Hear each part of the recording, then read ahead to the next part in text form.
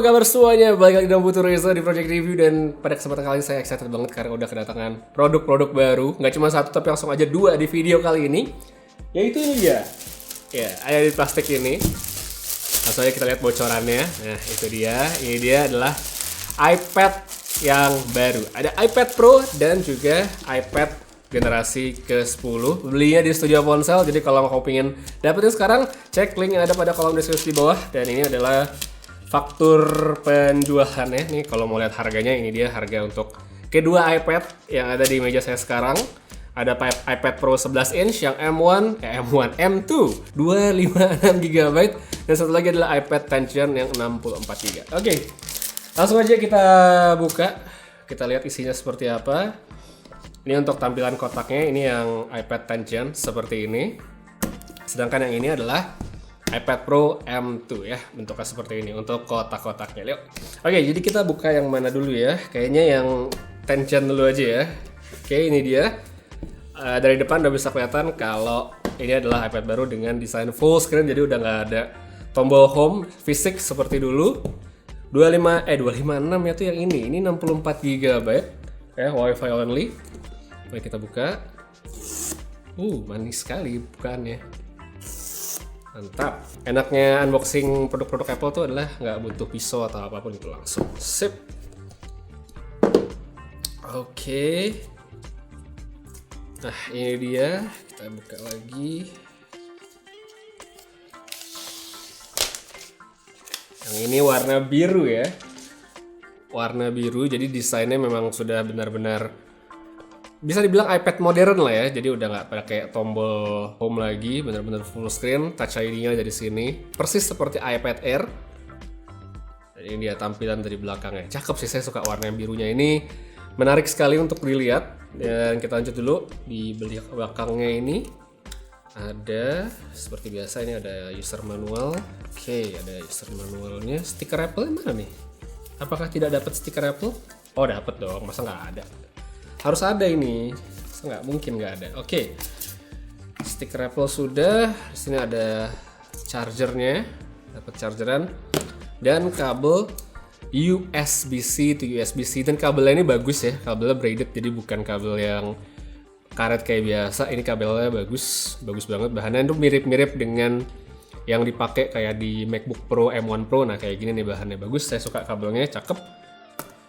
Coba kita nyalakan, kita lihat sebentar, dan sambil menunggu saya akan coba buka yang iPad Pro M2 ya. Langsung aja kita buka satunya lagi.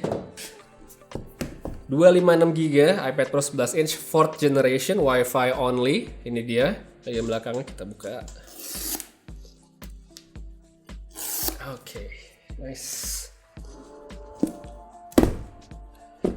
Oke. Ini dia.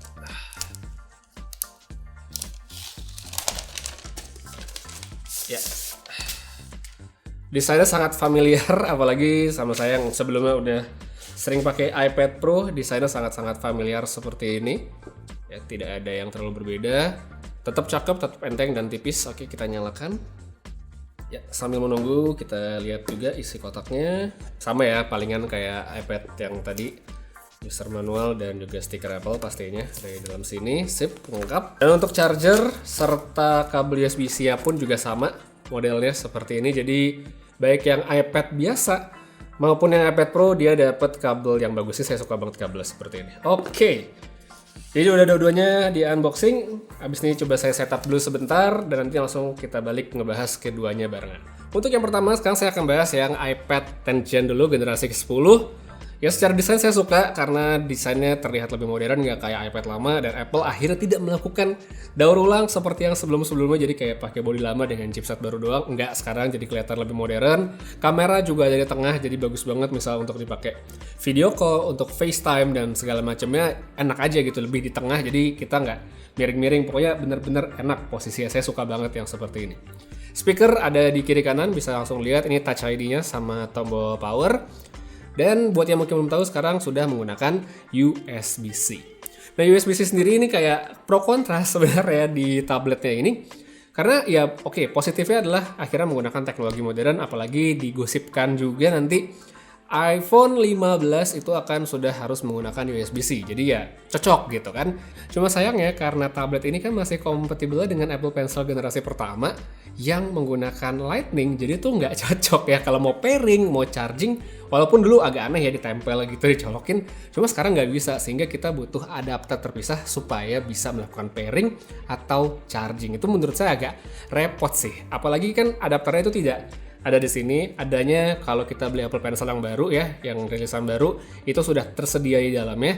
Sedangkan buat yang mungkin sudah punya Apple Pencil dari sejak lama, nah itu kan nggak dapat adapternya tuh untuk USB-C to Lightning, jadi mesti beli terpisah. Jadi ya agak merepotkan kalau menurut saya. Karena gimana pun, kalau lihat ini desain udah bagus, udah modern, cuma kenapa kompatibelnya dengan Apple Pencil generasi pertama kayak nggak cocok aja gitu. Masa kalah sama iPad mini yang udah pakai Apple Pencil generasi 2, itu doang sih. Habis itu yang perlu diketahui juga adalah soal layar nih. Jadi kalau untuk iPad yang bukan Pro atau bukan Air, itu layarnya sebutannya non-laminated. Jadi kalau kita melihatnya seperti ini dimiringin, akan kelihatan kayak ada jarak dari panel kaca di atas dan juga layar di dalamnya itu kelihatan kayak ada jarak, jadi layarnya tuh nggak bener-bener nyatu. Sebagai orang mungkin akan terganggu, tapi saya yakin sebagian juga nggak masalah. Karena secara visual ini layarnya udah bagus, tambah lagi kan spek saya juga udah oke, diperbarui sama Apple. Jadi harusnya untuk berbagai macam kebutuhan dan pemakaian yang memang sesuai dengan tablet ini, yang mungkin tidak terlalu ekstrim berat gimana, bakal oke banget. Apalagi kan ada keyboard baru juga ya, yang Magic Folio Keyboard, saya nggak ada, jadi nggak bisa pakai. Tadi saya sempat penasaran apakah kira-kira saya bisa menggunakan Folio Keyboard dari iPad Pro saya yang 2018. Nah, ini saya cobain. Dan ternyata tidak bisa ya, jadi nggak ada magnetnya, dia nggak nempel, dan konektornya pun juga nggak cocok, jadi nggak bisa dipakai. Jadi benar-benar harus menggunakan keyboard yang baru.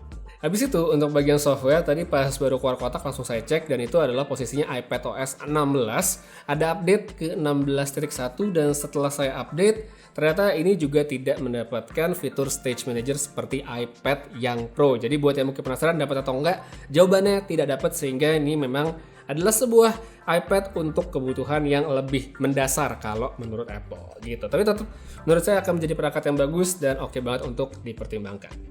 Oke, sekarang ini kayaknya udah cukup, kita lanjut ke iPad Pro yang M2. Ini dia tabletnya.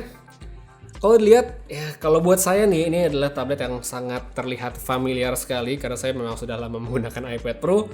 Sangat familiar, seperti Apple tidak melakukan apapun untuk yang seri Pro, bahkan untuk kamera depannya pun masih ditaruh di samping. Ini menurut saya cukup mengecewakan karena mereka bisa mindahin kamera depan di versi iPad 10 ini ke tengah supaya lebih ideal untuk video call, sedangkan ini masih ditaruh di samping. Jadi benar-benar kayak yang Pro justru mendapatkan treatment daur ulang, di mana Apple menggunakan bodi lama supaya mungkin mereka bisa cutting cost dan segala macam ya. Cukup disayangkan kalau menurut saya. Untuk back cover ya di sana masih sama, kamera masih kotak, dual kamera, ada LiDAR. Palingan yang saya notice berbeda itu adalah tulisan iPad di bawah ini ya. Jadi kalau yang saya sebelumnya itu tulisannya iPad doang, iPad Pro saya cuma iPad doang, tapi sini tulisannya iPad Pro. Ini perbedaannya. Habis itu apalagi untuk software ya sama, dia tadi iPadOS 16 dan ada update ke 16.1. Cuma bedanya dengan yang versi biasa, di sini dia sudah mendapatkan Stage Manager. Ya, Stage Manager bisa dipakai. Jadi kalau emang kita pengen ya bisa seperti yang kayak gini. Oke, jadi menurut saya buat yang mereka memang membutuhkan Stage Manager dan memang ingin memaksimalkannya ya sudah bisa di sini. Oke, jadi kurang lebih seperti itu untuk iPad Pro yang M2, karena ya nilai lebih yang baru tuh cuma ada chipset yang mana itu harus dicoba dari nanti percobaan pemakaian, mungkin untuk edit video dan segala macam. Saya yakin dia bakal cepat, cuman seberapa cepat, seberapa oke untuk pemakaian sehari-hari dari saya nanti ya itu mungkin bakal saya bahas di video review. Jadi nanti dulu aja. Dan untuk sekarang kayaknya sekian dulu buat impresi pertama saya tentang iPad generasi 10 dan juga iPad Pro M2. Makasih banyak nonton sampai habis. Dan buat yang ingin memiliki sekarang juga langsung bisa dibeli di Stadia Ponsel. Saya taruh linknya pada kolom deskripsi di bawah. Putri saya pamit, sampai ketemu lagi di video berikutnya. Dan seperti biasa, have a nice day.